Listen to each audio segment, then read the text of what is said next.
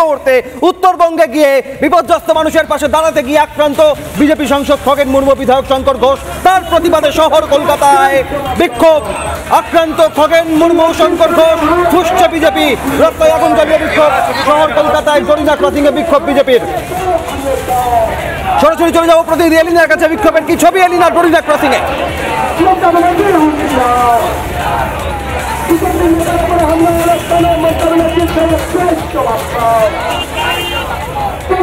একেবারে দেখো অভি, গতকাল উত্তরবঙ্গের বন্যা বিধ্বস্ত এলাকা পরিদর্শনে গিয়েছিলেন সাংসদ খগেন মুর্মু এবং বিধায়ক শঙ্কর ঘোষ, কিন্তু তখনই তৃণমূলের দুষ্কৃতী বাহিনী তাদের উপর আক্রমণ করে এবং সেই আক্রমণে রীতিমতো চোট পেয়েছেন খগেন মুর্মু, রক্তাক্ত হয়েছেন তিনি।